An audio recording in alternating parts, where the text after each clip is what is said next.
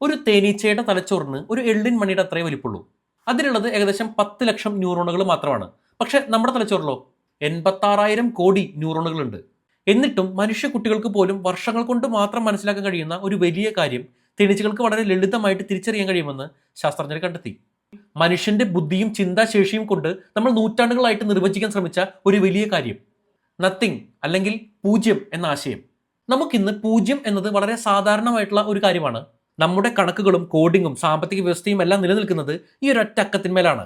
എന്നാൽ ഒന്നുമില്ലായ്മയെ ഒരു സംഖ്യയായിട്ട് കാണുക, ഒരു ശൂന്യതയെ എണ്ണാനും അളക്കാനും താരതമ്യം ചെയ്യാനും ഒക്കെ കഴിയുമെന്ന് തിരിച്ചറിയുക, അത് ഒരു തലച്ചോറിന് ചിന്തിച്ചെടുക്കാൻ കഴിയുന്ന ഏറ്റവും ഉയർന്ന നേട്ടങ്ങളിൽ ഒന്നാണ്.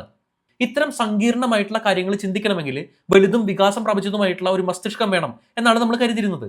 അല്ലെങ്കിൽ ശാസ്ത്രലോകം അങ്ങനെയാണ് വിശ്വസിച്ചിരുന്നത്. ഒരു തേനീച്ച ഈ ധാരണ തെറ്റിക്കുന്നത് വരെ. 2018 സയന്റിസ്റ്റുകൾ തേനീച്ചകൾക്ക് മുമ്പിൽ 2 കാർഡുകൾ വെച്ചു. ഒരു കാർഡിൽ 4 കറുത്ത പുള്ളികളുണ്ടായിരുന്നു, മറ്റേതിൽ 2 എണ്ണവും. കുറഞ്ഞ പുള്ളികളുള്ള കാർഡിലാണ് തേനീച്ച വന്നിറങ്ങുന്നതെങ്കിൽ അതിന് സമ്മാനമായിട്ട് നല്ല മധുരമുള്ള പഞ്ചസാര വെള്ളം കിട്ടും. തെറ്റായ കാർഡാണ് തിരഞ്ഞെടുക്കുന്നതെങ്കിൽ, അല്ലെങ്കിൽ വലുതാണ് തിരഞ്ഞെടുക്കുന്നതെങ്കിൽ കയ്പുള്ള ഒരു ദ്രാവകവും നൽകി. ഗവേഷകർ ഇത് പല തവണ ആവർത്തിച്ചു. പുള്ളികളുടെ ആകൃതി മാറ്റി, വലിപ്പം മാറ്റി, അവയുടെ സ്ഥാനങ്ങൾ മാറ്റി മാറ്റി വെച്ചു. പക്ഷെ നിയമം ഒന്നേ ഉണ്ടായിരുന്നുള്ളൂ, കുറവാണ് എപ്പോഴും നല്ലത്. അങ്ങനെ അവർ അന്തിമ പരീക്ഷണം നടത്തി. സയന്റിസ്റ്റുകൾ ഈ തേനീച്ചയ്ക്ക് മുന്നിൽ ഒരൊറ്റ പുള്ളിയുള്ള ഒരു കാർഡും ഒട്ടും പുള്ളികളില്ലാത്ത പൂർണ്ണമായും ശൂന്യമായിട്ടുള്ള ഒരു കാർഡും വെച്ചു. ഇവിടുത്തെ യുക്തി ഒന്ന് ആലോചിച്ച് നോക്കൂ. ഒന്നുമില്ലായ്മ എന്നത് ഒന്നിനേക്കാൾ ചെറുതാണ് എന്ന് ആരും ആ തേനീച്ച ഇതുവരെ പഠിപ്പിച്ചിട്ടില്ല. അതിനുള്ള ട്രെയിനിങ്ങോ മുൻപ് അതിൽ നിന്ന് എന്തെങ്കിലും ലാഭമോ അതിന് കിട്ടിയിട്ടില്ല. തന്റെ 6 ആഴ്ചത്തെ ജീവിതത്തിൽ അങ്ങനെ ഒരു ശൂന്യമായിട്ടുള്ള കാർഡ് അത് ആദ്യമായിട്ടാണ് കാണുന്നത്. തേനീച്ച വെറുതെ പാറ്റേണുകൾ കാണാതെ പഠിക്കുകയാണെങ്കിൽ അത് അവിടെ പതറിപ്പോയേനെ. അത് ആ ഒരു പുള്ളിയുള്ള കാർഡിലേക്ക് പോയേനെ. പക്ഷെ അതുണ്ടായില്ല. അത് ഒട്ടും മടിക്കാതെ ആ ശൂന്യമായിട്ടുള്ള കാർഡിലേക്ക് പോയിരുന്നു.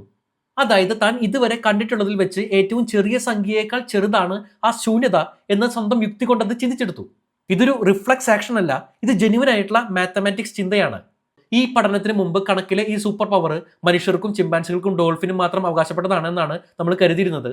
തേനീച്ചകൾ ഇതെല്ലാം അനുഭവങ്ങളിൽ നിന്ന് പഠിക്കുന്നതാണ്. ഒരു ചെറിയ ജാർ തേൻ ഉണ്ടാക്കാൻ വേണ്ടി മാത്രം 20 ലക്ഷം പൂക്കൾ സന്ദർശിക്കുന്ന അതേ ജീവി. യഥാർത്ഥത്തിൽ നിലവിലില്ലാത്ത ഒരു കാര്യത്തെക്കുറിച്ച് ചിന്തിക്കാനും യുക്തി ഉപയോഗിക്കാനുമുള്ള കഴിവാണ് മനുഷ്യനെ മറ്റ് ജീവികളിൽ നിന്ന്, പ്രകൃതിയിലെ മറ്റ് ജീവികളിൽ നിന്ന് വേർതിരിക്കുന്നത് എന്ന് നമ്മൾ വിശ്വസിച്ചിരുന്നു.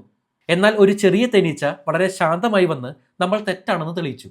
ഈ അറിവ് നിങ്ങളുടെ തലച്ചോറിനെ അല്പമൊന്ന് ചിന്തിപ്പിച്ചെങ്കിൽ ഇതുപോലുള്ള കൂടുതൽ വീഡിയോസിനായിട്ട് ഇപ്പൊ തന്നെ ഒന്ന് ഫോളോ ചെയ്യൂ.